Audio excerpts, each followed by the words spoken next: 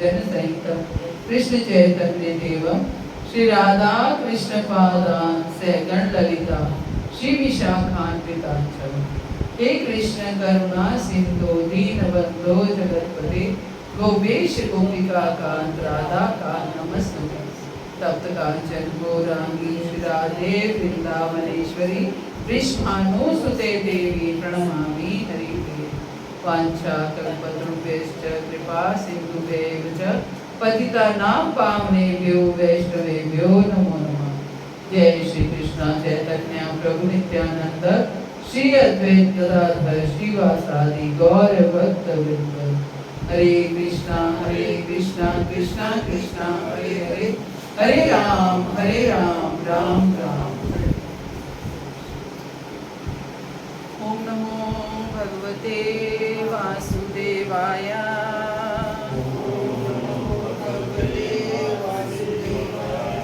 ओम नमो भगवते वासुदेवाय।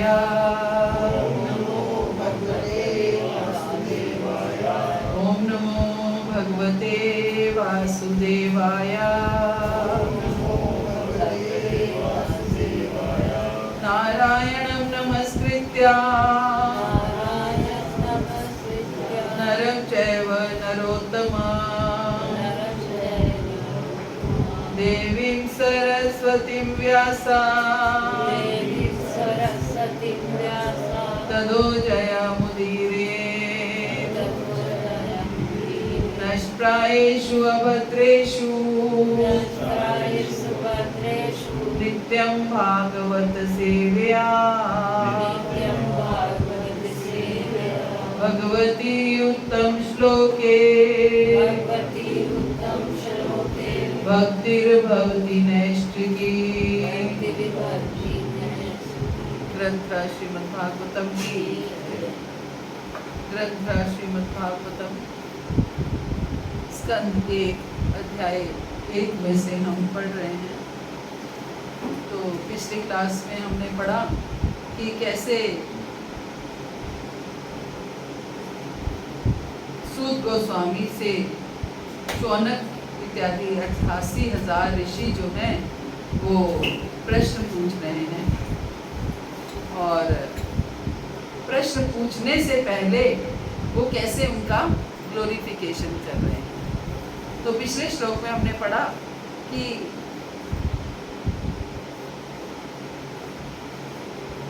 चूंकि आप विनीत हैं, आपके गुरुओं ने एक सौम्य शिष्य जानकर आप पर सभी तरह से अनुग्रह किया है, अतः आप हमें ये सब बताएं जिसे आपने उनसे वैज्ञानिक ढंग से सीखा है।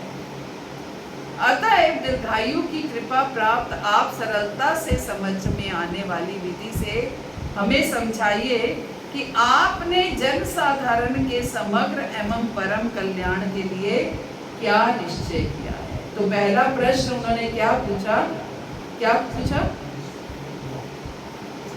कि आपने जन साधारण के कल्याण के लिए क्या निश्चय किया है। कि जन साधारण के कल्याण किसने पूछा है प्रश्न? शौनक ऋषि ने। शौनक ऋषि ने सूत गोस्वामी से नैमिषारण्य ने भी ये प्रश्न पूछा है कि आपने जन साधारण के कल्याण के लिए क्या निश्चय किया है। जन साधारण का कल्याण कैसे होगा, क्योंकि जो धर्म गुरु होते हैं वही जन साधारण का कल्याण कर सकते हैं। केवल 2 टाइम भोजन बांटने से कल्याण नहीं हो जाता है ना। हम भंडारा कर लें, 2 टाइम भोजन खिला दें तो उससे क्या होगा, दोबारा भूख लग जाएगी है ना। तो कल्याण नहीं होगा, उस दिन की भूख मिट जाएगी लेकिन फिर से भूख लग जाएगी है ना। जो भी हम ऐसे भौतिक शरीर से संबंधित जो भी हम किसी की इच्छाएं पूरी करते हैं तो फिर उसकी दोबारा से आवश्यकता बढ़ जाती है। लेकिन जन साधारण का कल्याण कैसे होगा, जब उनको आध्यात्मिक संसार के साथ, आध्यात्मिक जगत के साथ जोड़ा जाएगा, आध्यात्मिक ज्ञान प्राप्त होगा, उसे समझाया जाएगा, उन्हें समझाया जाएगा कि हम कौन है, भगवान कौन है और हमारा भगवान के साथ क्या रिश्ते संबंध है, और हमने उस संबंध को निभाने के लिए क्या प्रयोजन करना है, क्या है ना, क्या हमने कार्य करना है, क्या अभिनय करना है और क्या हमें प्राप्त करना है, हमारा प्रयोजन क्या है। प्रयोजन क्या है? भगवत प्रेम प्राप्त करना, भगवान का प्रेम प्राप्त करना हमारा लक्ष्य है। किसी को पता था ये लक्ष्य पहले हमारा कि भगवान का प्रेम प्राप्त करना हमारा लक्ष्य है? किसी को नहीं पता था। हम तो अपने अलग अलग लक्ष्य बनाए बैठे थे कि अभी छोटे हैं तो हमारा पढ़ाई करना हमारा लक्ष्य है, स्कूल में टॉप करना हमारा लक्ष्य है, अच्छा कॉलेज मिलना हमारा लक्ष्य है, अच्छा एडमिशन होना हमारा लक्ष्य है, कॉलेज में टॉप करना हमारा लक्ष्य है, फिर हमें अच्छी नौकरी मिल जाना हमारा लक्ष्य है, अच्छी जॉब, अच्छा पैकेज मिल जाना हमारा लक्ष्य है।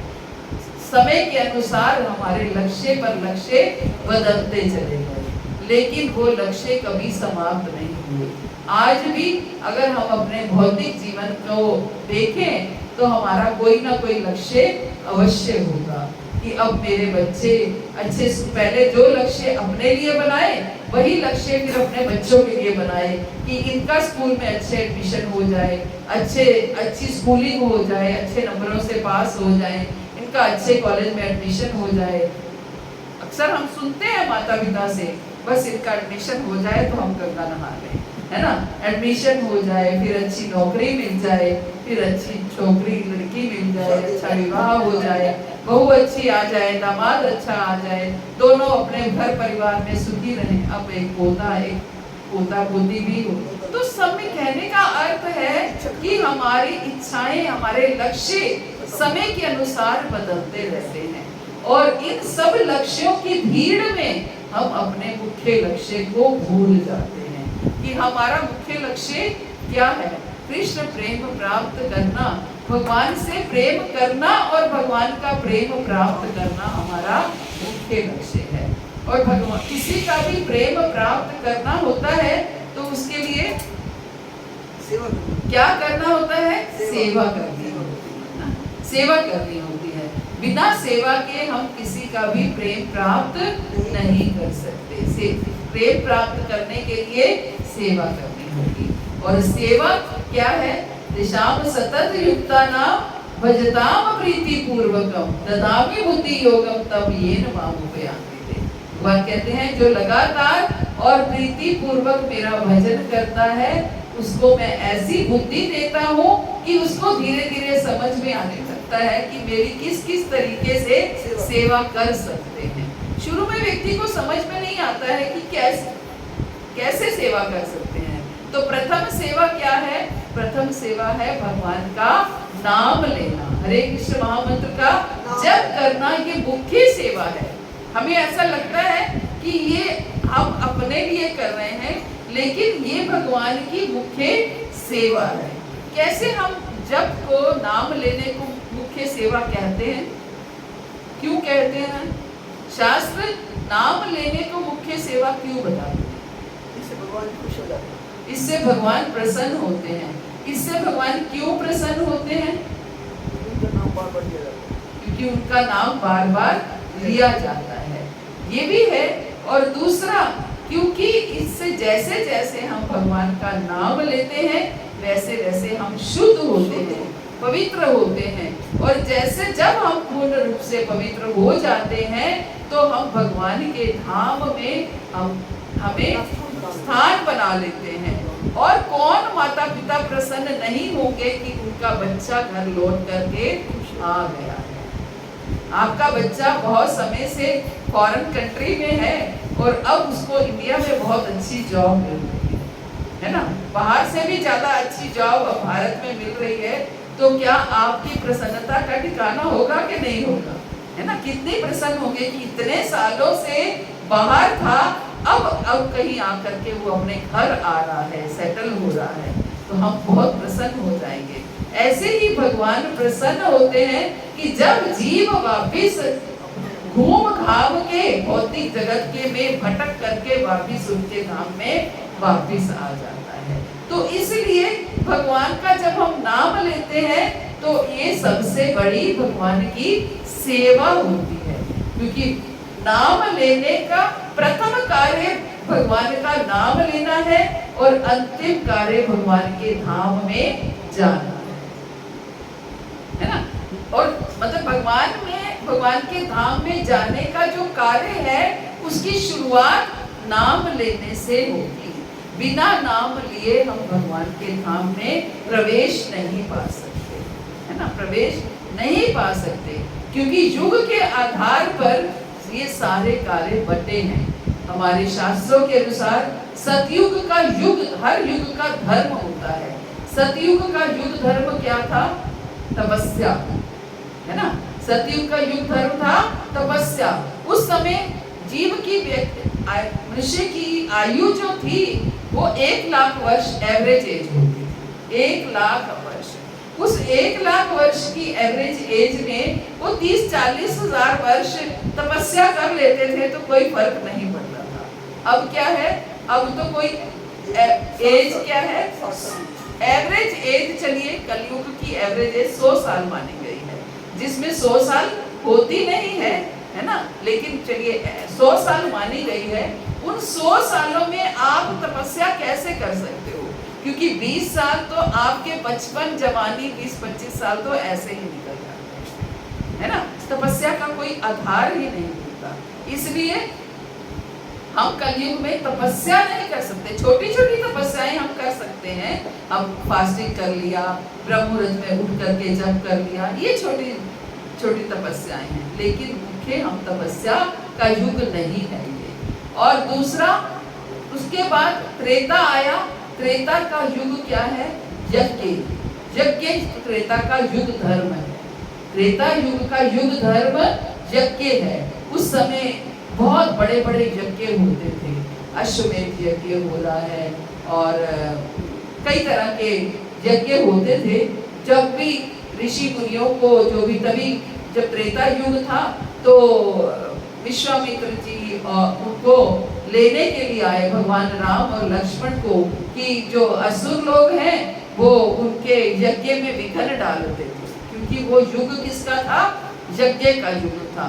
तो ऋषि मुनि सब यज्ञ करते थे, लेकिन अब यज्ञ करने के लिए ना तो यज्ञ करने की वो सामग्री है कि शुद्ध घी भी आप चाहेंगे तो नहीं मिलेगा, बाकी सामग्री तो क्या ही मिलेगी, है ना। शुद्ध घी भी नहीं मिलेगा और यज्ञ करवाने वाले आपको ब्राह्मण भी नहीं मिलेंगे। इसलिए कलयुग का युग धर्म यज्ञ नहीं है। वो बात अलग है कि हम छोटे छोटे यज्ञ करते हैं कि हम गृह प्रवेश कर लिया या कुछ भी ऐसे यज्ञ, हाँ, वो छोटे छोटे यज्ञ अपने भौतिक कार्यों के लिए। लेकिन कलयुग का युग धर्म, कलयुग में जो मुख्य यज्ञ होता है वो संकीर्तन यज्ञ होता है। जो हमने पहली तारीख को किया था वो क्या था?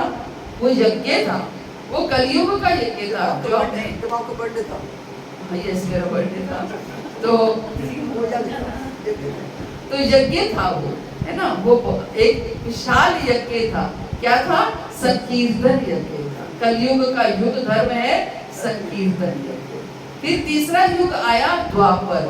द्वापर में क्या था? श्री विग्रह विष्णु पूजा, श्री विग्रह सेवा, ये द्वापर युग का युग धर्म था। आज भाग दौड़ की संसार में किसी के पास इतना समय नहीं है कि वो इतने प्रॉपर वे से पूजा कर सके, प्रॉपर वे से श्री विग्रह सेवा कर सके। हर कोई सुबह उठकर दर करके बस एक अगरबत्ती दिखाई या एक दिया दिखाया, वो भी कभी टाइम मिला और तो कभी नहीं मिला और भाग जाते हैं। इवन स्त्रियां भी काम पे जाती हैं तो उनके पास भी समय नहीं होता है। तो कलयुग में ये कार्य भी नहीं हो सकता। वो बात अलग है कि इस्कॉन के भक्त थोड़ा थोड़ा सबका पालन करते हैं, लेकिन कलयुग का मुख्य युग धर्म क्या है?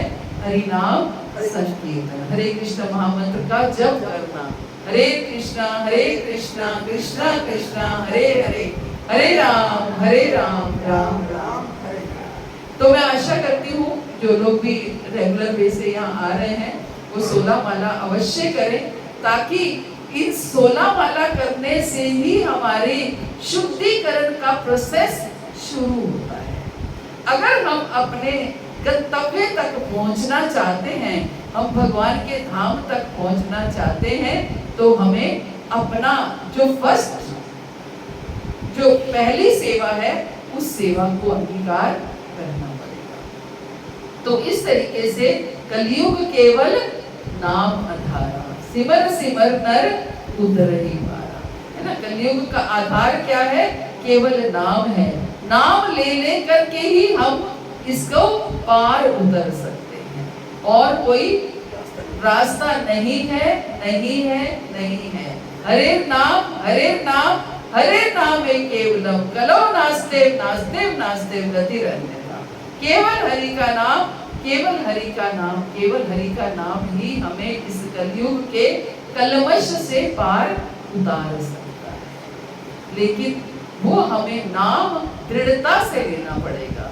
दृढ़ता से इन द सेंस, अगर हम भटकाव लाएंगे जीवन में, तो वो भटकाव हमें हमारे समय को भी, देखिए हर काम में समय भी लगता है और शक्ति भी लगती है, दोनों चीजें लगती हैं। हमें समय भी चाहिए और एनर्जी भी चाहिए। तो अगर हम वही समय, और हमारे पास समय भी लिमिटेड है और एनर्जी भी लिमिटेड है, तो उस समय और एनर्जी को अगर हम 4 हिस्सों में बांट देंगे तो क्या होगा? ना इधर के ना उधर। इसलिए एक स्थान पर फोकस करना पड़ेगा। इसलिए भगवत गीता में अनन्य भक्ति के बारे में बोला गया है ना, अनन्य भक्ति के बारे में बोला गया है। अनन्य भक्ति मीन्स भगवान कहते हैं केवल मेरी भक्ति करो, मैं तुम्हें सब पापों से मुक्त कर दूंगा। सर्वधर्मान् परित्यज्य मामेकं शरणं व्रज, अहं त्वां सर्वपापेभ्यो मोक्षयिष्यामि। सब धर्मों को छोड़कर केवल मेरी शरण में आओ। भगवत गीता का जिस्ट है 18.66। भगवान ने लास्ट में आकर के जिस्ट दिया है। क्या जिस्ट है? पूरी भगवत गीता का सार क्या है कि सब धर्मों को छोड़कर, धर्मों को छोड़कर का अर्थ है कि हम अपने कई तरह के धर्म निभाते रहते हैं। ये हमारे रिचुअल्स हैं, हमारे में ये रिवाज है, हमारे में तो ऐसे करते हैं, हमारे में वैसे करते हैं। कहते हैं सब कुछ छोड़ सकते हो, डरो मत कि हम ये छोड़ेंगे तो ये नाराज हो जाएगा, वो छोड़ेंगे तो वो नाराज हो जाएगा। कोई नाराज नहीं होगा। सब कुछ छोड़ करके केवल मेरी शरण में आ जाओ, मैं तुम्हें सब पापों से मुक्त कर दूंगा। हम भी उसी से निकले हैं। पहले सारे रिचुअल्स, ये करना वो करना, हर तरीके से, आज करवा चौथ है, आज वही अष्टमी है, आज नाना निकाना, कितना कुछ करते थे, लेकिन सब कुछ छूट गया, हमने छोड़ा नहीं है, छूट गया, सब कुछ छूट गया। विषया विनिवर्तन्ते निराहारस्य देहिनां रसवर्जं रसोऽप्यस्य परं दृष्ट्वा निवर्तते। जब उत्तम रस की प्राप्ति होती है तो हल्के रस अपने आप छूट जाते हैं, हम छोड़ते नहीं हैं। जब तक उत्तम रस प्राप्त नहीं होता तब तक हम उन रसों को पकड़ करके बैठे रहते हैं, हमें अच्छा लगता है अनुष्ठान करना।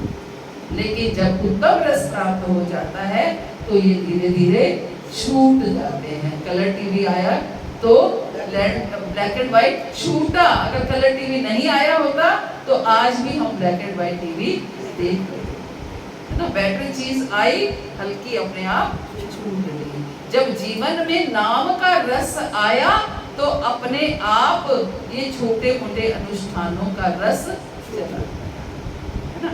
तो ये इसलिए वो क्या पूछ रहे हैं, पहला प्रश्न ही ये पूछा है कि आपने जन साधारण के समग्र एवं परम कल्याण के लिए क्या निश्चय किया है।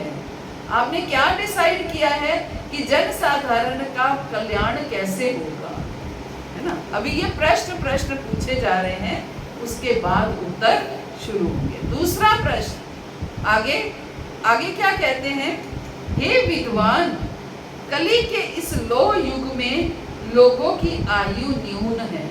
क्या बता रहे हैं, अभी प्रश्न आगे आएगा, अभी पहले उस प्रश्न का ग्राउंड बना रहे हैं। क्या ग्राउंड बना रहे हैं कि कली के इस लोह युग में लोगों की आयु जो है वो न्यून है, कम है। हम देख ही रहे हैं है ना। 100 साल एवरेज एज मानी गई है, लेकिन उम्र है कितनी? हमारे सामने हमारे बड़े बुजुर्ग 90, 95, 100 साल के होके जाते थे।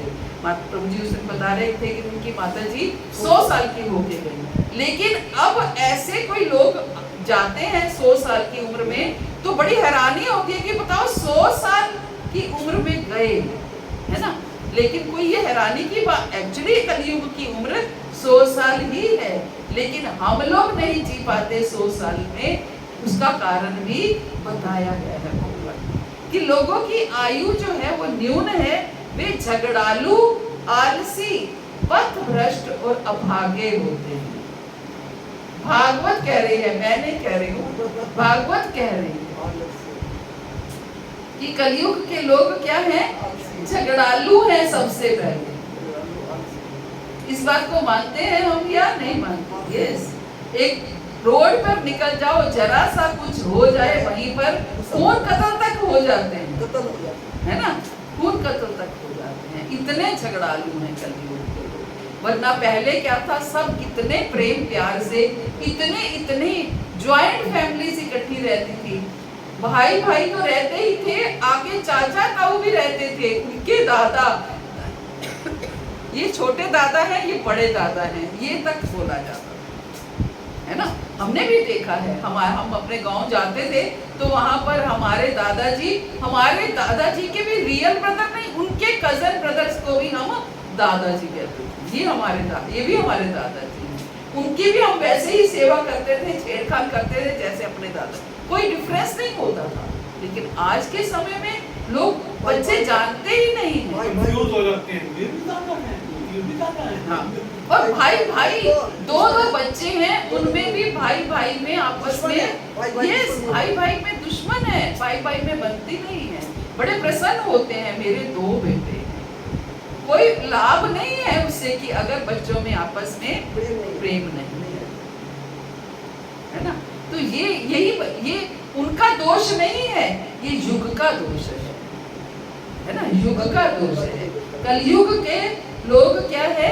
झगड़ालू और क्या है? आलसी है। आलसी का नतीजा तो आप देख ही रहे हैं।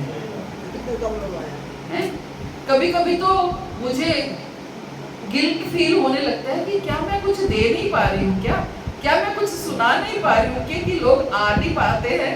तो मुझे गिल्ट फील होने लगता है कि क्या मुझे करना चाहिए जिससे लोगों को थोड़ा अट्रैक्शन हो, लोग आए।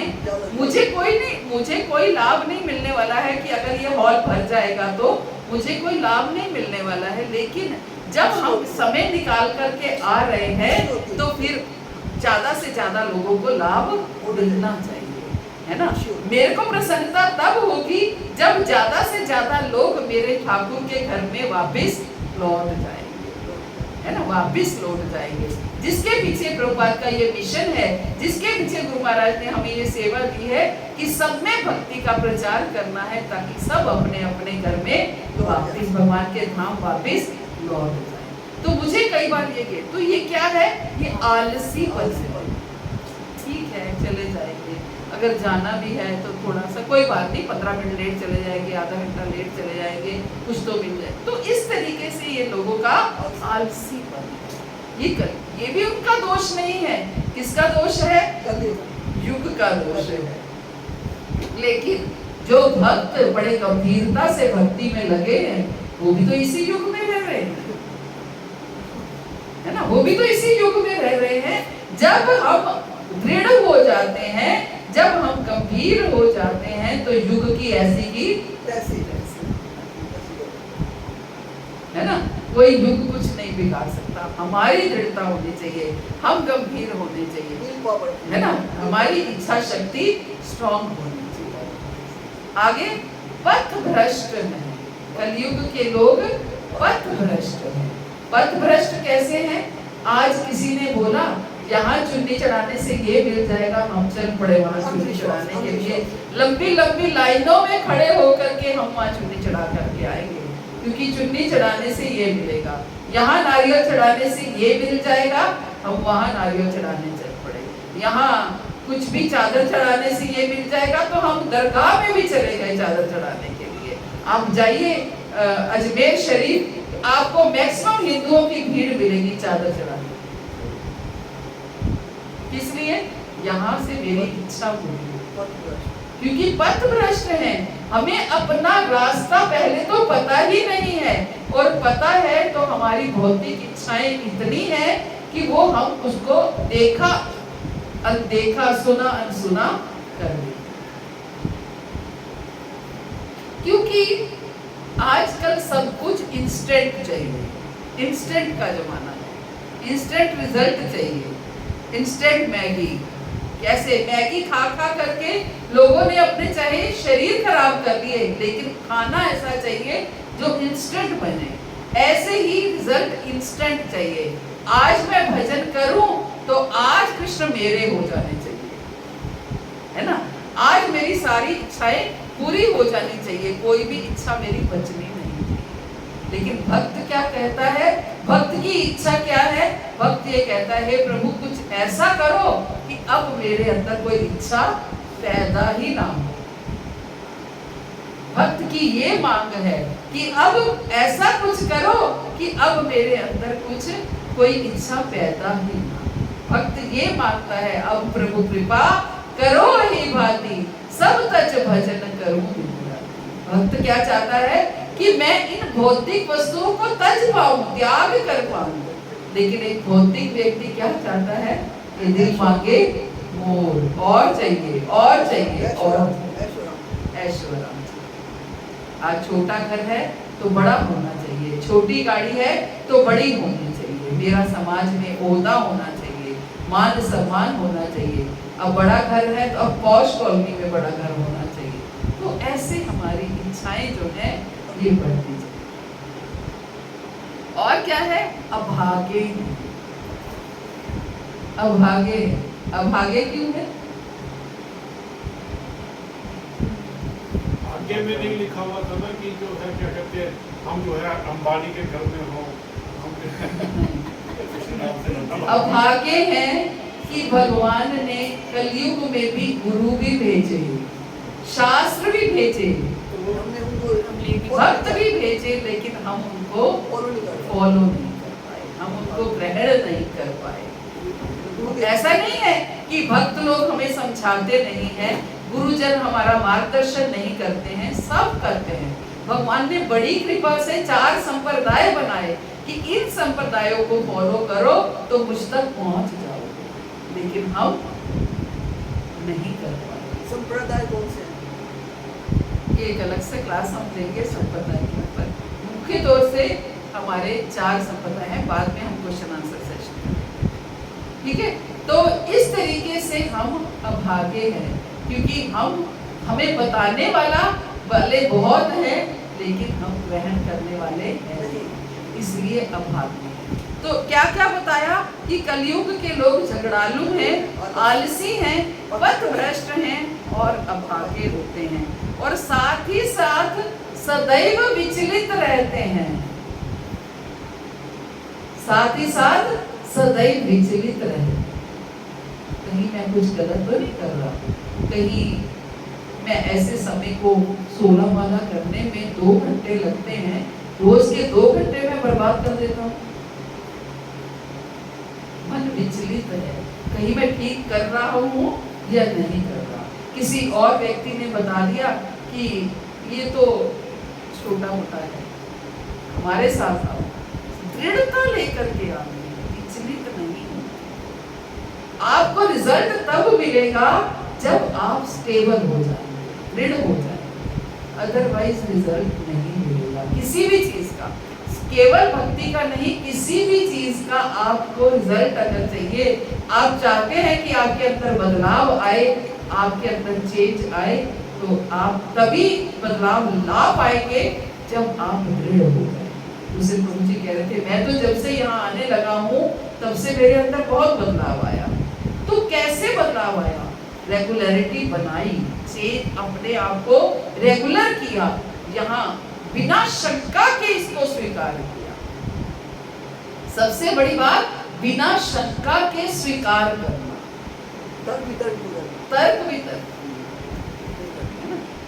क्योंकि भगवान कभी तर्क से नहीं मिलते हैं, भगवान किससे मिलते हैं? अर्ज से मिलते हैं। जब हम अर्ज करते हैं, प्रार्थना करते हैं, रिक्वेस्ट करते हैं भगवान से कि हे प्रभु बस अब मैं बहुत भटक लिया, अब आप मुझे समेट लो, अब आप मुझे समेट। मैं बहुत अच्छी, पता नहीं अच्छी कहना चाहिए या नहीं, लेकिन मैं बहुत समय तक माँ की भक्त रही, बहुत देवी माँ की मैंने बहुत पूजा की, पूरे कड़े तरीके से जैसे करते हैं वैसे बड़ी कड़ाई से 9 दिन ऐसे नवरात्रे रखने, कड़ाई से नवरात्रे रखने, पूरे अखंड ज्योत जलानी, दुर्गा सप्तशती का पाठ मैं हमेशा करती ही थी। लेकिन प्रेरणा भगवान ने हृदय में ऐसी कोई दे रखी थी कि हर समय माँ से प्रार्थना करती थी कि हे माँ मुझे सही राह दिखाना। हर समय मेरी प्रार्थना ये होती थी कि माता जी जानती है बहुत अच्छे से, वो मेरे उस जीवन से भी परिचित है कि मैं हर समय यही प्रार्थना करती थी, हे माँ बस मुझे सही राह दिखाना, मुझे सही स्थान पर पहुंचा दो। क्योंकि मन में कहीं ना कहीं ये भावना भी थी, क्योंकि कभी माँ की भक्ति भी बहुत कुछ ऐसे पाने के लिए नहीं किया, शुद्ध भाव से बस भक्ति करना चाहती थी, राह पता नहीं थी, रास्ते को जानती नहीं थी, इसलिए बस शुरू से देखा अपने आसपास में मेरी मदर लॉ ऐसा करती थी, तो मदर लॉ को देख देख करके मैंने भी करना शुरू किया। तो इस तरीके से हम ये करते रहे, लेकिन माँ ने इतनी सुंदर राह दिखा दी। और वही है, जब हम देवी देवताओं की भक्ति शुद्ध भाव से करते हैं, निष्काम भाव से करते हैं, तो वो आपको सही राह पर पहुंचा ही देते हैं, सही राह पर पहुंचाएंगे। और उसके बाद सबसे बड़ी बात, मेरे मन में कभी भी ये ग्लानि नहीं आई, आज तक, आज 20 साल हो गए, मेरे मन में कभी ग्लानि नहीं आई कि मैंने माँ को क्यों छोड़ दिया, मैंने उनको क्यों छोड़ दिया। मेरे मन में कभी ग्लानि नहीं आई, क्योंकि मैंने उनको छोड़ा नहीं, उन्होंने मुझे यहाँ पहुंचा दिया, उन्होंने मुझे यहाँ पहुंचा दिया, है ना। जैसे एक लड़की का विवाह होता है तो मायका छोड़ के ससुराल चली जाती है, तो मन में ग्लानि थोड़ी होती है कि हाँ मैं मायका छोड़ आई, क्योंकि मायके ने ससुराल में पहुंचाया।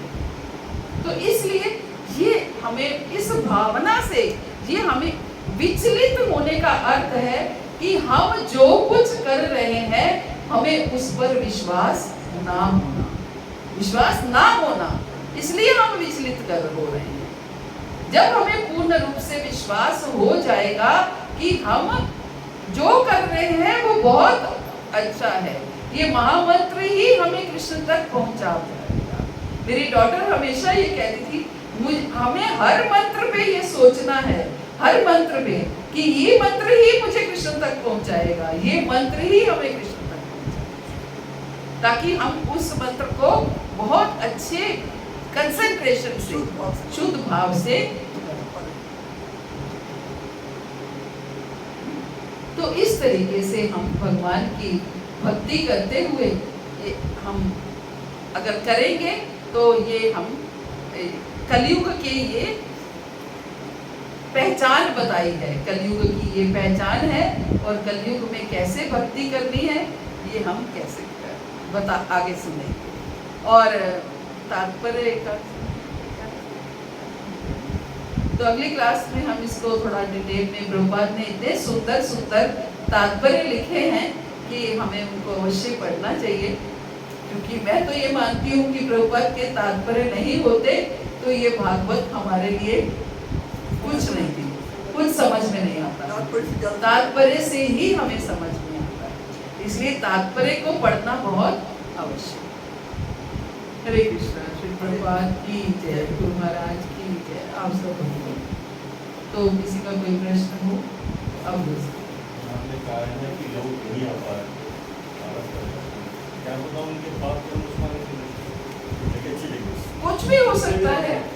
हाँ, ये तो कहते ही हैं, मेरे पाप कर्म ही तुझसे प्रीति न करने देते हैं, प्रीति भी न करने देते हैं।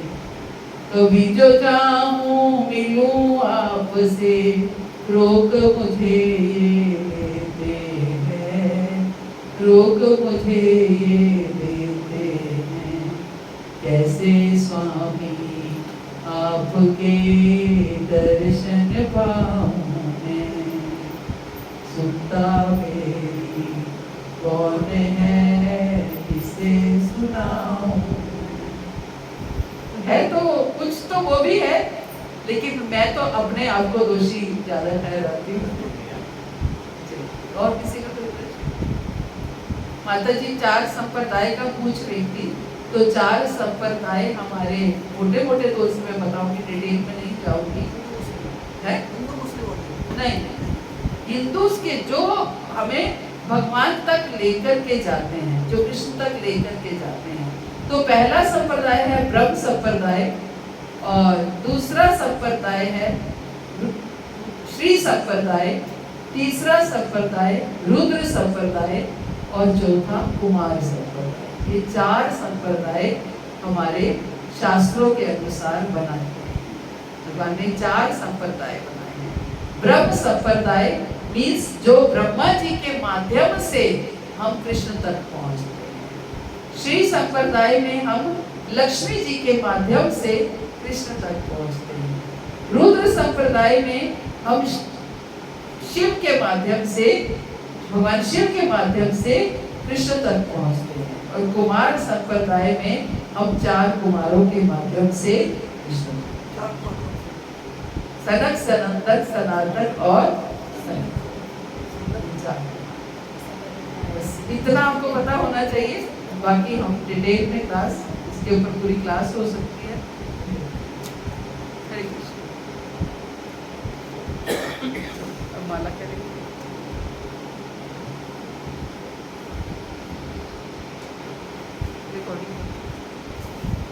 अच्छा कल्पद्रुमेश्च कृपा सिंधुभ्यो पतितानां पावनेभ्यो वैष्णवेभ्यो नमः।